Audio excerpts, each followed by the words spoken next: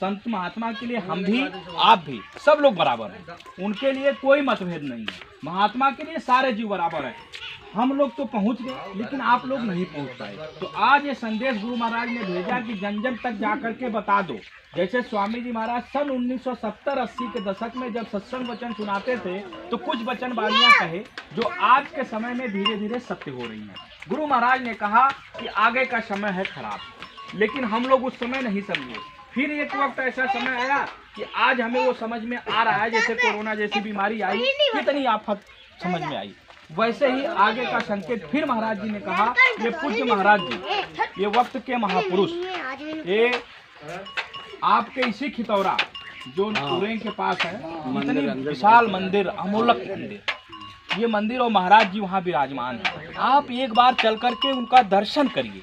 केवल दर्शन मात्र से अगर आपको लाभ मिले, आपको कुछ लगे कि नहीं महापुरुष हैं, तब आप विचार करें, हमारी कहने से नहीं। आप एक बार वहाँ पहुँचिए।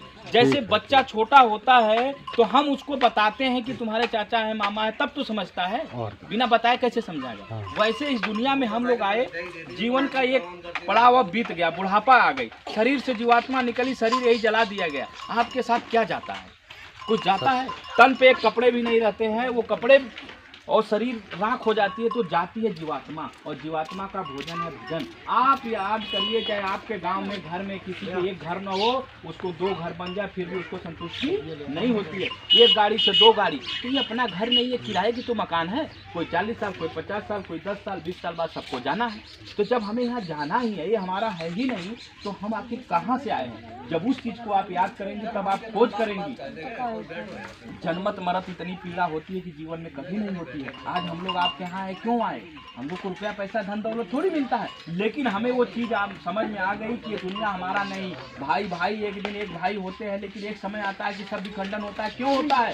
इससे भी तो विचार करिए कि ये दुनिया की रीत है, ये माया का देश है। एक बच्चा रोता हुआ बालक होता है, जब वो बच्चा रोता रहता है, चाचा सुन लीजिएगा, जब वो बच्चा रोता रहता है, हम लोग उसको खिलौना दे देते हैं तो चुप हो जाता है, तब उसकी भूख नहीं लगती है। वैसे ही माया रूपी खिलौना में हम लोग फंसे हुए हैं। कोई बालक, बेटा बेटी, चाचा, घर द्वार मकान में फंसे हुए हैं। एक समय जीवात्मा निकली, सब यही रह जाएगा।